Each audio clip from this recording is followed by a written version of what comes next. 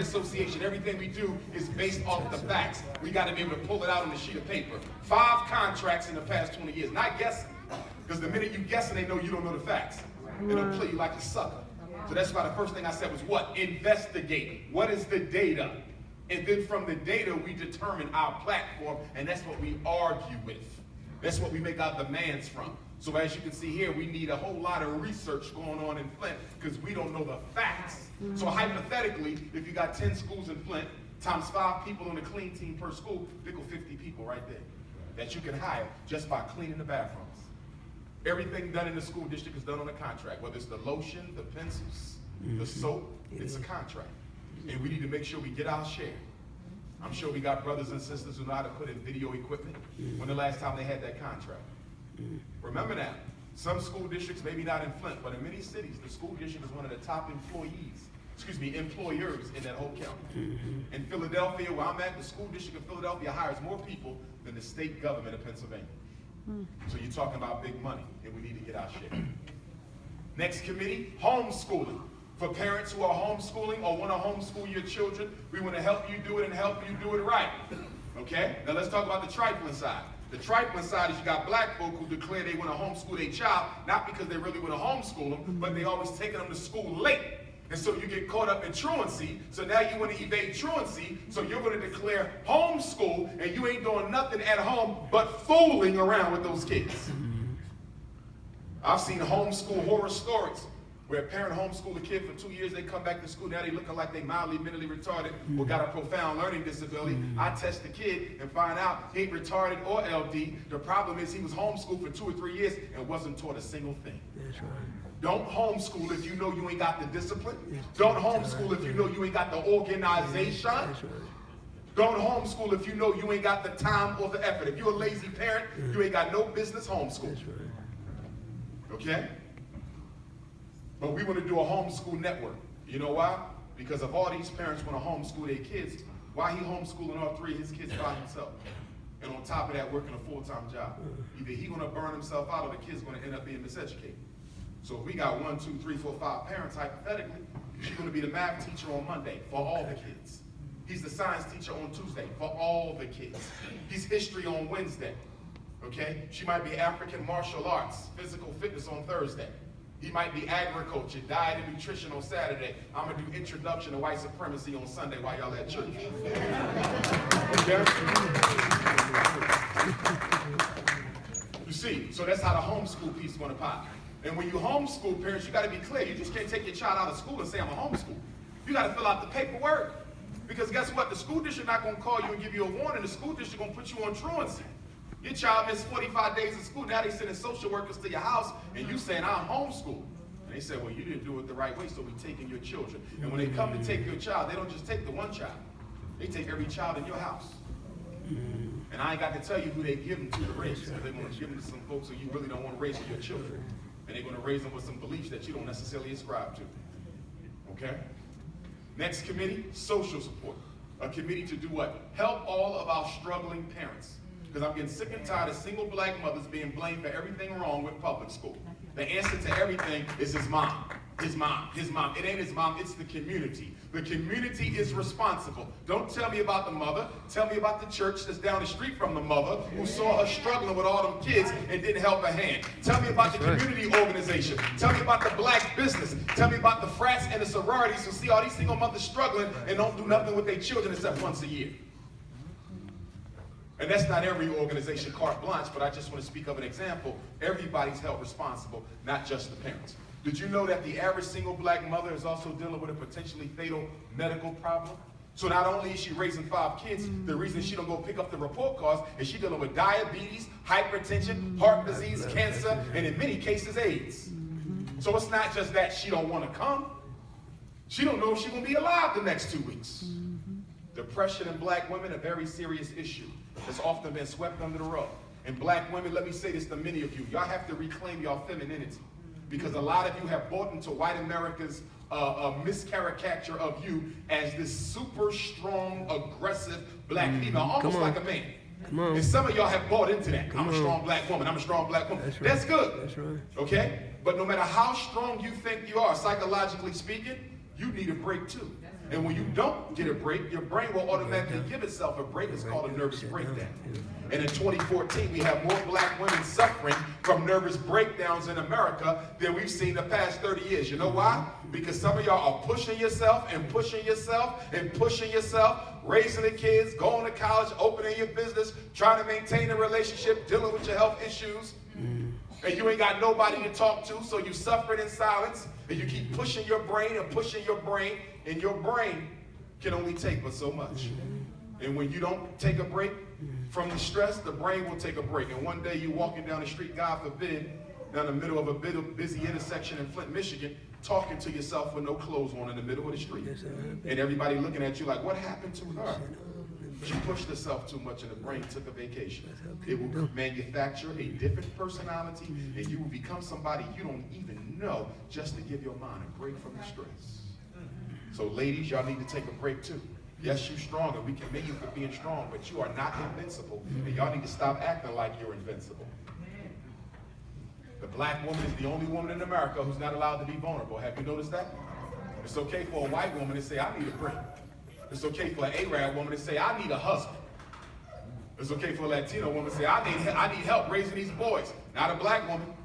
If you say you need help, if you said you're vulnerable, you said you're tired, other women will look at you like, get up, girl, you ain't supposed to be admitting to the world you hurt.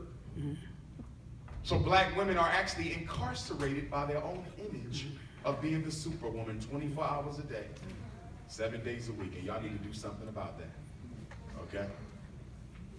So we got the special ed committee, we got the discipline committee. No, let's talk about the discipline committee. No, I did talk about the discipline committee, suspensions and expulsions. Policy committee, social support, homeschool finance, and the last committee is parent advocacy. That's committee number 7. What is the parent advocacy committee? That's the committee, some of you, we need you to be on call for other parents when they need to go to the school for a meeting with their child. Why? Because it is my position and the position of the National Independent Black Parent Association that you should never go to the school meeting by yourself. Did you hear what I just said? I'm going to say it again. Stop going to school meetings by yourself. I'm going to say it one more time. Stop going to school meetings by yourself. Why? Because the school meeting is a criminal operation. They will lie on you, they will bully you, they will forge your signature, they will intimidate and harass you until you do what they want you to do. Many of you mothers know what I'm talking about, don't you? You got called into the school about your son. You showed up 10 o'clock in the morning, they put you in the room all by yourself for 10 minutes and let you sweat it out. And then after 10 minutes, the principal comes in. And then the principal intern comes in. And then the vice principal comes in. And then the dean of students comes in. And then the counselor comes in. And then the social worker. And then the nurse. And then the school psychologist. Then the school psychologist intern. Then the math specialist. And before you know it, you're surrounded by 25 white folks with master's and doctorate degrees who don't know a damn thing about your child. And then you say, I'm there because I don't want my son in special ed. I know the problem with Raheem is not that he can't read. The problem with Raheem is he never been taught how. But then they all come together and say, well, with all due respect, I have a doctorate from Harvard, and I have a master's in reading from Yale, and they start throwing out white degrees at you and start making you second guess what you know about your own child. And because you have nobody there to back you up, you end up giving in to the public school mafia. And what is the public school mafia? It's a group of teachers, mostly white, that run every school in Flint. They've been teaching there for about 20 years. They have more power than the principal. In fact, if the principal don't get in line with the teacher mafia, they'll get him removed. This is one of the reasons why you don't see a lot of good young black principals. Because what happens is when they hire a good young black principal, they come into the school to clean it up, but they got that mafia. Those 5 racist teachers who lazy, don't teach, been there since the beginning of time, taught you, your mother, and your grandmother, and they still ain't retired yet. So why they still there? Because they would have maxed out their retirement pay. That's right. So the young principal comes in and say, hey, you're going to start teaching. And she look at him like he's crazy. I don't have to do nothing. I'm a senior career teacher. She probably make more than the principal. But the principal trying to make her do her job. She don't want to work, so guess what she do? She get with the other white racist teachers in the school. They call downtown to the union and take a report out on the principal and say he's making it difficult for us to teach. The working environment is not conducive to what. Now, mind you, all the kids is flunking the state test though, but nobody talking about that. They just went about the comfortability of the white teachers. I'm telling you what goes on.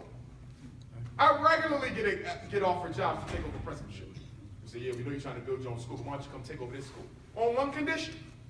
I'll take it over on one condition. And what is that, Dr. Johnson? I choose my own teachers. Oh, no. We can't do that because all the teachers at the school are under contract with the union. And so the union bases everything on seniority.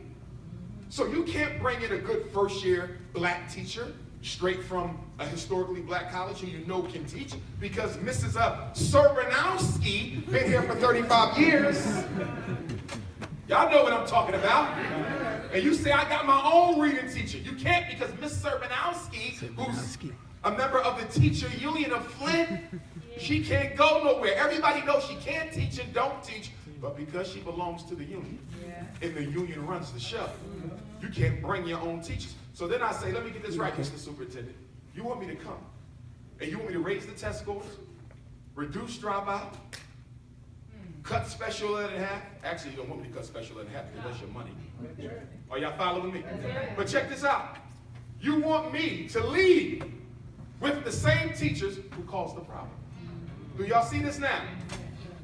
How do you want me to be the general in your war, but you want me to use the same troops that destroyed our kids to rebuild our kids? And that's why you don't have a lot of strong, good young principals, because they're not allowed to choose their troops. I don't need your counselor, I got my own. Are y'all following me? I don't need your vice principal, I got my own. I don't need your kindergarten teacher, I'm coming with my own. But they say, you got to use these teachers because they with the union. That's right. And guess what? If Dr. Johnson don't raise those test scores next year, they're going to put them on the front page of the Flint newspaper and say, look, we brought Marcus Garvey here, and even he failed. So it's not about race. This is what they do. This is what they do. And they'll say, it's not about race, because look, we brought Mr. Black, and even he couldn't fix the schools, so stop blaming it on white folks. It's the kids. It ain't race, it's the kids. But they'll never tell you in the fine print that Dr. Johnson requested to hire his own teachers, and we denied him. I don't care how good of a principal I am. A principal is only as good as his weakest teacher. That's right. These are the facts. And y'all have to stop being hoodwinked to the reality. Our teachers need more money. Sure, teachers can use more money. I'm not against them getting more money. But you are out of your mind if you think paying them more money is going to equal a better education for your child. If I don't want to teach, I don't want to teach. And no amount of money is going to change that. In fact, I personally take issue with anyone who tells me I can do a better job teaching your child if I got paid more. What is that saying about? That's like me being a therapist and I say, I can do a better job working with your child's low self-esteem, marijuana addiction, bipolar, their borderline issues, their anxiety problems. I can do a better job if you paid me more. What is that saying about my integrity as a person? That I would withhold quality education from a child because I don't think I'm making more. So those are the 7 committees. I need some of y'all to be parent advocates, so if he got to go to the school about his son, he's going to go with him as the advocate. They talking about her daughter need medicine, she's going to go as the advocate. The advocate is not the lawyer, but you are there to advocate for the rights of the parents because our parents don't know educational law. Well, he can't come back if you don't put him on medicine. Are you aware that you are not allowed to deny a child a right to learn because the parent chooses not to medicate? That's illegal. They do it every day. Some of y'all been bullied into medicating your children because you was threatened with an illegal sanction of not being allowed to have your child return to the school. If you don't get him tested for special ed, he can't stay here. Show me that in the law. Now I'm going to teach y'all a little strategy, parents. Whenever the school says something to you that you think is illegal, ask for it in writing. Are you following me?